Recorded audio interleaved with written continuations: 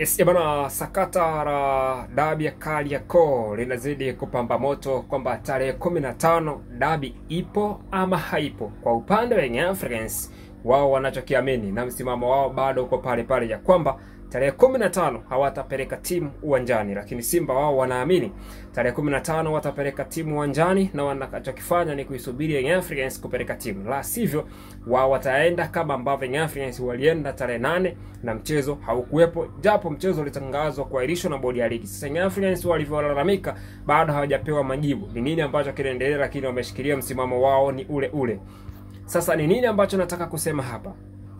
Iwapo serikali ikaingilia maamuzi ya mpira au taasisi ambayo inajihusisha na mpira, kwa maana shirikisho la ligi kuu ya Tanzania bara TFF, tunafahamu sheria inasema iwapo serikali ikiingilia mambo ya kimpira, kinachofuata ni ligi kufungiwa na shirikisho la mpira wa miguu duniani. Kwa maana Tanzania inaweza ikaondolewa kwenye zile nchi ambazo zinatambulika kwenye mashirikisho makubwa duniani kwamba nazo zinacheza mpira. Kwa maana tuliona ndugu zetu Kenya walishawahi kuondolewa kutokushiriki michuano yoyote ambayo iko chini ya kafu. Sasa basi, leo baada ya kauli kutoka bungeni kwa waziri mwenye dhamana, sehemu aliyotumia kauli ile kutangaza mchezo wa dabi ya Kariakoo kwamba utakuwepo ni sehemu ambayo inahusisha serikali, si sehemu ambayo inahusisha maamuzi ya kimpira, ni sehemu ambayo inahusu serikali. Kwa hiyo ile kauli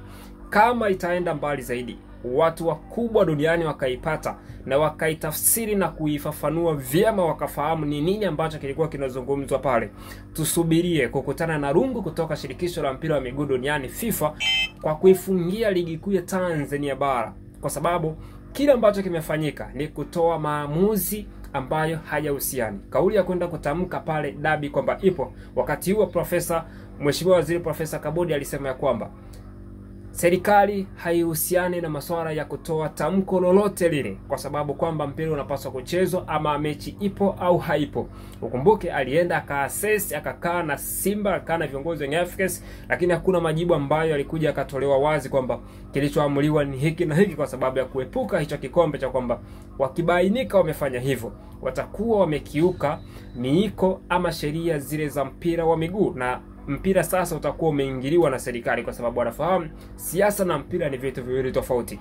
Hiki ambacho amekizungumza Haji Sunday Manara kina maana kubwa sana kwa wale ambao wanaelewa mantiki na hiki ambacho amekizungumza Mheshimiwa Waziri katika bunge tukufu la Jamhuri ya Muungano wa Tanzania.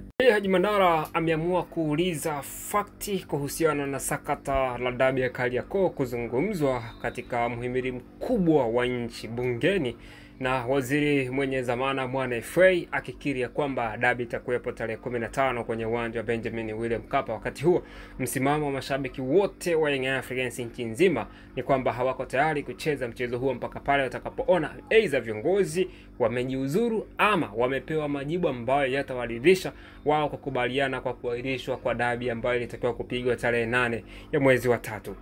Haji Manara amesema bad luck. Kauli hizo zote mbili zimetolewa ndani ya bunge letu tukufu lenye hadhi kubwa lenye hadhi kubwa. Kwanza, tulihakikishiwa bungeni mechi ya finali ya kombe la shirikisho itachezwa kwa Mkapa. Bad luck, tulitangaziwa hadi mazungumzo na rais wa CAF Mwasepe ya kwamba mechi itapigwa Mkapa Stadium. Hakukuwa na haikuwa hivyo.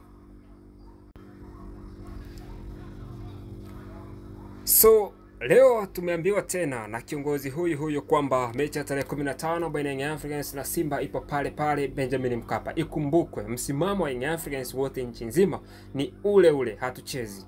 Mara ya mwisho waziri mwenye dhamana ya michezo Profesa msomi mzee Kabudi aliwaambia Watanzania kazi ya serikali sio kusema mechi ipo au haipo, na hilo ni jukumu la taasisi za kisoka zenyewe. Wao kama serikali hawahusiki na ratiba za ligi.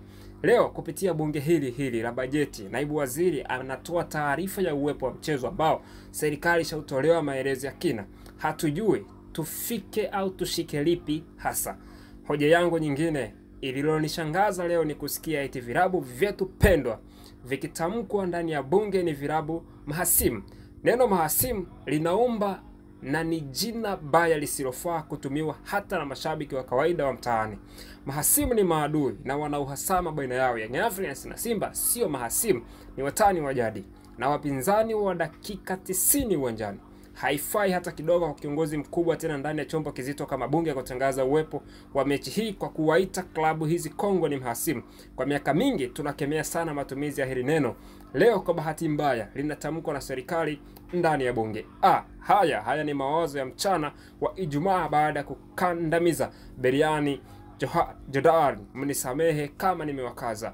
Mwisho wa kunukuu kutoka kwa Haji Sunday Manara. Haji Manara hapa